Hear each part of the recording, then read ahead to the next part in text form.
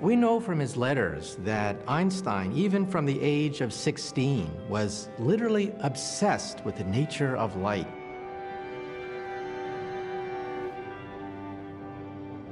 Everyone he could speak to, his friends, his colleagues, even his then girlfriend, Mileva Merrick, who would become his wife, everyone he badgered with the question, what is light?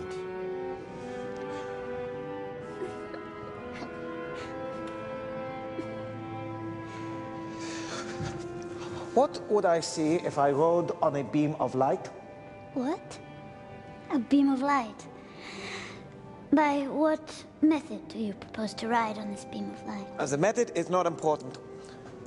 Let us just imagine we two are young, radical, bohemian experimenters, hand in hand on a journey to the outer reaches of the universe, and we are riding on the front of a wave of light. I really don't know what you are suggesting here, Einstein. Do you wish to hold my hand or ridicule me? Ridicule you? No, never. I merely want you to help me to understand.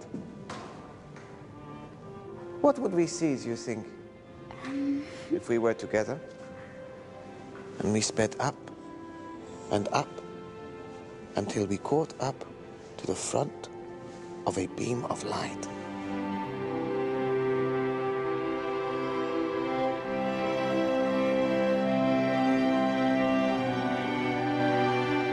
It was Einstein's relentless pursuit of light which would bring about a revolution in science. With light, he would reinvent the universe and find a hidden pathway that would unite energy and mass.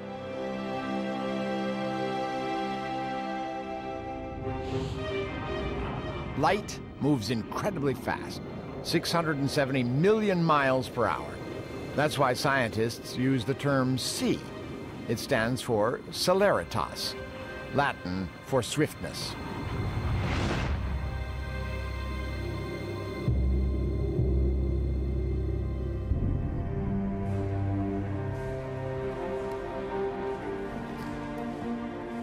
Long before the 19th century, scientists had computed the speed of light, but no one knew what light actually was.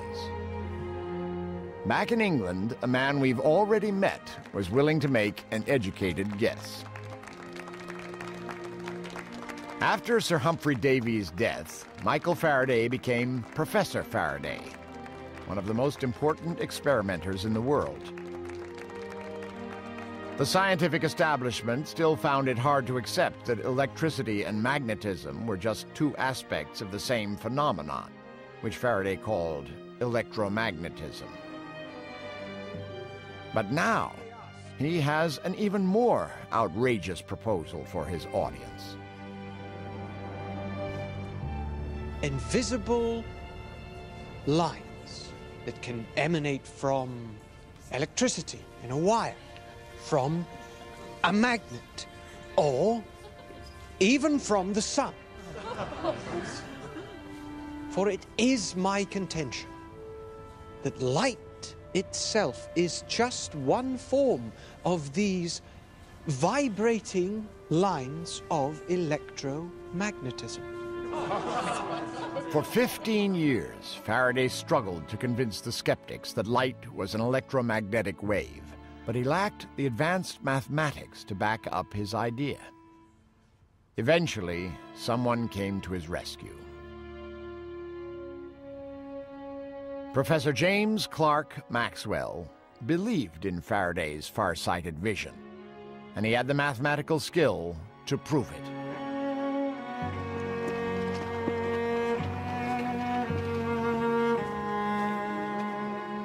Maxwell and the aging Faraday became close friends.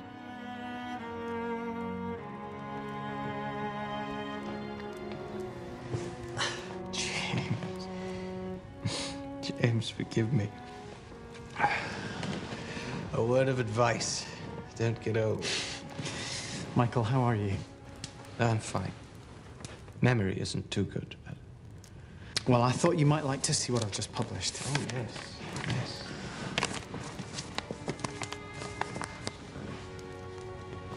Splendid.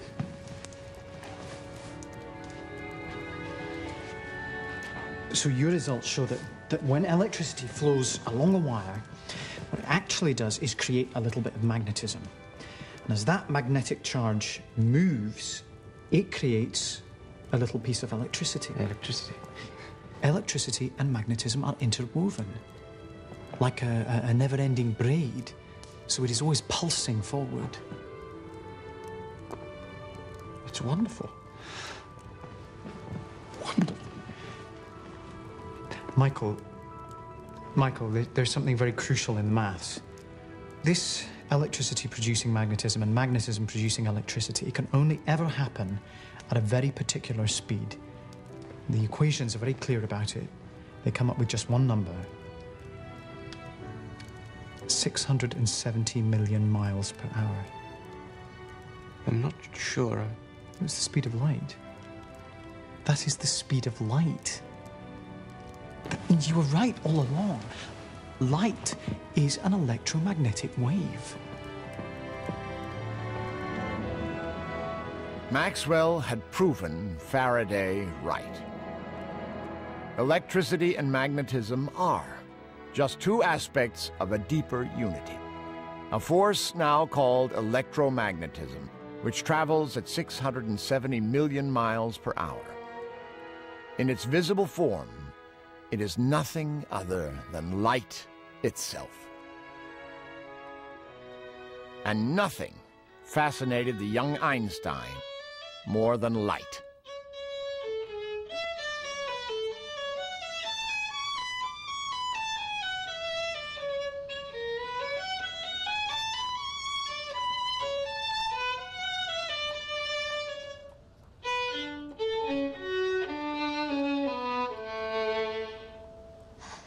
We have lectures in half an hour. Oh, let me think. Professor Weber and his life-draining monologue? Or you, Mozart, and James Clerk Maxwell? We can't. We'll get a warning. Our project is too precious to waste time listening to those dullards. Come with me. We'll read Maxwell and think about the electromagnetic theory of light. Oh, why, my dear little Johnny, how you enchant a lady.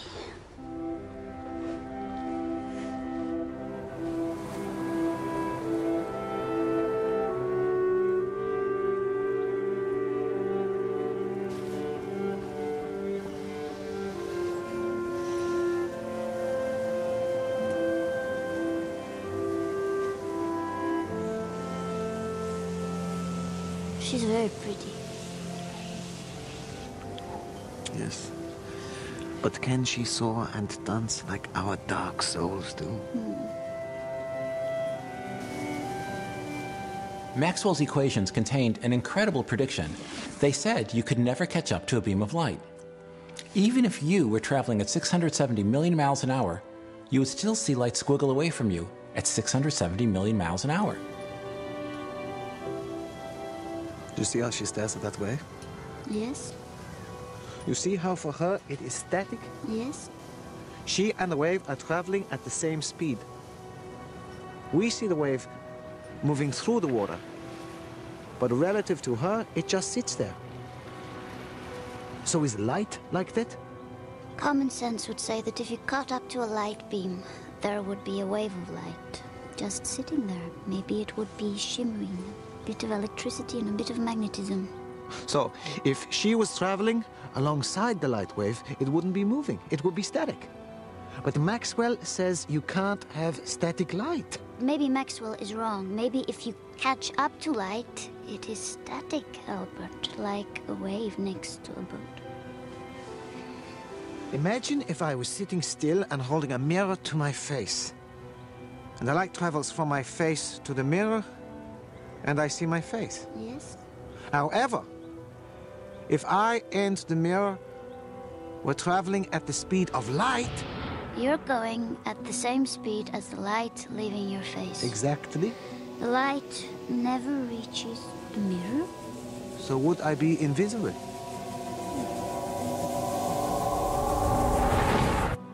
That doesn't make sense. Young Einstein was starting to realize that light was unlike any other kind of wave.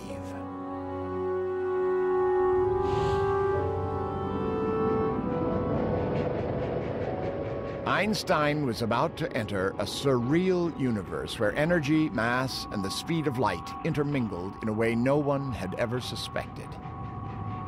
But there was one last mathematical ingredient that Einstein would need: the everyday process of squaring.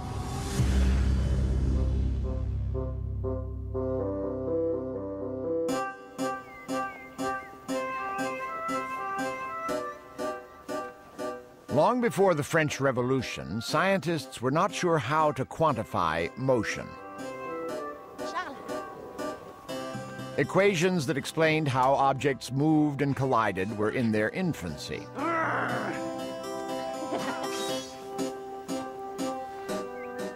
A crucial contribution to this subject would come from an unusual source.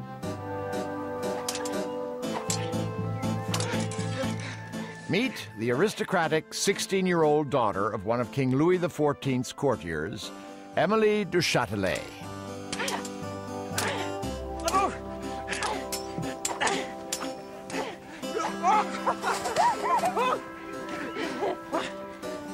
Quickly, father's coming. Émilie du Châtelet would have a huge effect on physics in her tragically short lifetime. Unheard of for a woman of her time, she would publish many scientific works, including a translation of Sir Isaac Newton's Principia, the greatest treatise on motion ever written. Du Châtelet's translation is still the standard text in France today. Musa mihi causas memora. Muse my memory code. Oh, Muse, the causes and the crimes relate. What goddess was provoked, and whence her hate? For what offense the Queen of Heaven began to persecute so brave, so just a man? Do not be cross with your sister, because she persecutes many a just man. Only the other night, Emily silenced the Duc de Luynes when she divided a ridiculously long number in her head in a matter of seconds. You should have seen the incredulity on their faces when they realized Emily was correct. Was it my sister's astounding intelligence or her boundless beauty that made their mouths gape, I wonder? Oh, well, yes. You have a point, monsieur. Monsieur, I thank you for your kindness. I fear, however, that my wit is only a curiosity to others. If only my mind were permitted opportunity. My dearest Emily, you are blessed with intellect and courage. Use them both, and the world will fall at your feet. No. In one sense, she is a woman utterly out of her true time and place.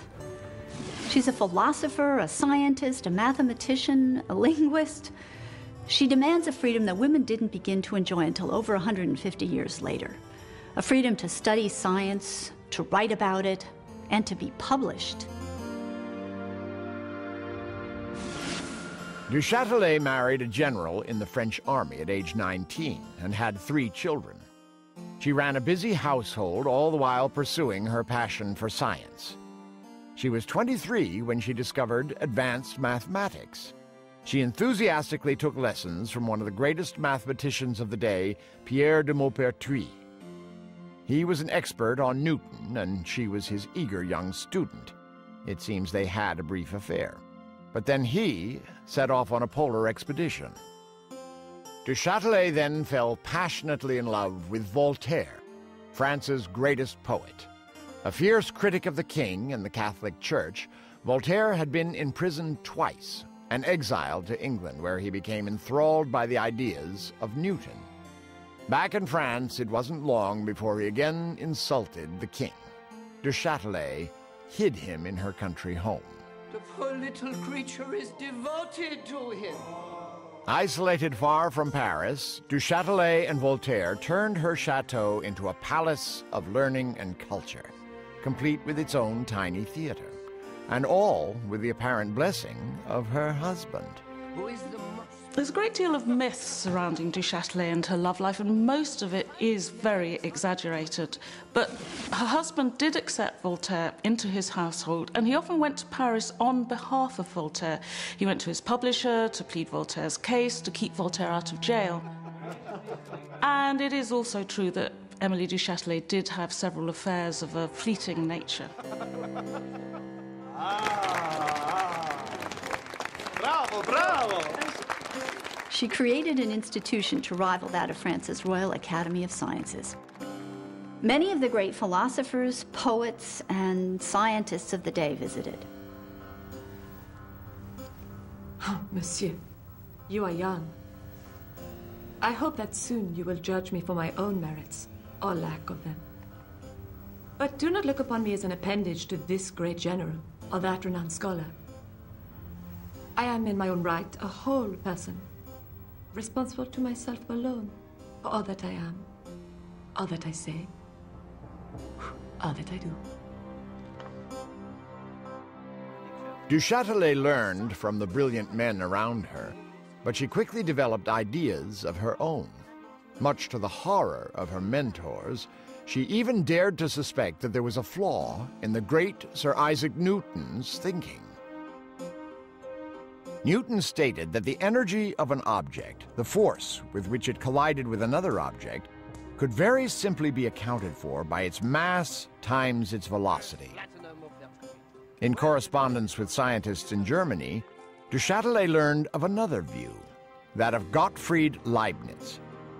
He proposed that moving objects had a kind of inner spirit. He called it vis viva, Latin for living force. Many discounted his ideas, but Leibniz was convinced that the energy of an object was made up of its mass times its velocity squared. Taking the square of something is an ancient procedure. If you say a garden is 4 square, you mean that it might be built up by 4 slabs along one edge and 4 along the other. So the total number of paving slabs is 4 times 4, 16. If the garden is 8 square, 8 by 8, well, 8 squared is 64. It'll have 64 slabs in it. This huge multiplication, this building up by squares, is something you find in nature all the time.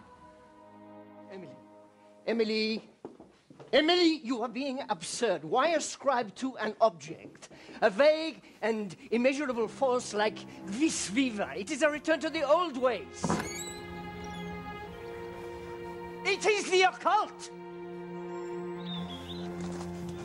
When movement commences, you said it is true that a force is produced which did not exist until now. Think of our bodies. To have free will, we must be free to initiate motion. So all Leibniz is asking is, where does all this force come from? In your case, my dear, the force, I am sure, is primeval. Oh, you're infuriating. You hide behind wit and sarcasm. You only think you understand Newton. You're incapable of understanding Leibniz. You're provocateur. Everything you do is about something else and makes trouble for you. Criticize this, denounce that. Are you capable of discovering something of your own?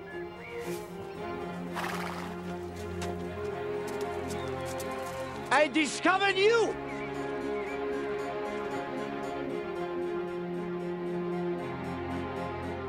Despite the overwhelming support for Newton, Du Châtelet did not waver in her belief.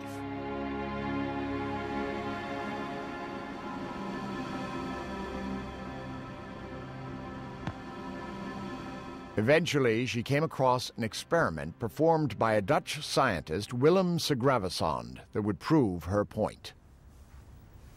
Segravesand in Leiden has been dropping lead balls into a pan of clay. Dropping lead balls into clay, how very imaginative. Using Newton's formulas, Monsieur Voltaire, he then drops a second ball from a higher height, calculated to exactly double the speed of the first ball on impact. So, monsieur, care for a little wager? Newton tells us that by doubling the speed of the ball, we will double the distance it travels into the clay. Leibniz asks us to square that speed.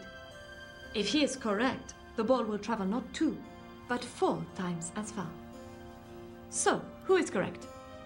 Monsieur, I feel Mr. Newton's reputation dwindling ever so slightly. Oh, mon père, Tweed, do not succumb to her. There is no earthly reason to ascribe hidden forces to this Dutchman's lead balls. Well, the ball travels 4 times further. Turns out, Leibniz is the one who was right. It's the best way to express the energy of a moving object. If you drive a car at 20 miles an hour, it takes a certain distance to stop if you slam on the brakes. If you're going 3 times as fast, you're going 60 miles an hour, it won't take you 3 times as long to stop. It'll take you 9 times as long to stop. Oh, well, it does seem worth consideration.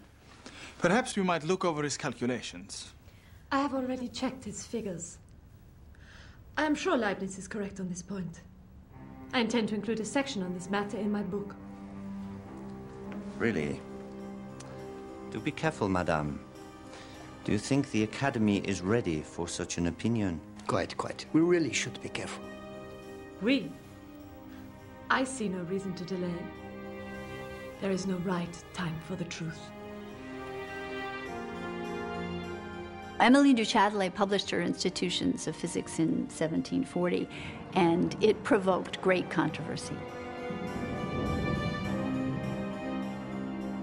Voltaire wrote that she was a great man whose only fault was being a woman. In her day, that was a great compliment.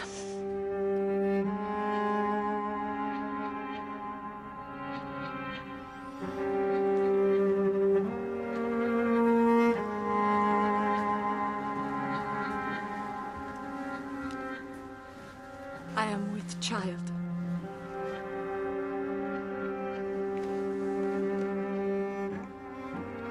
You are sure?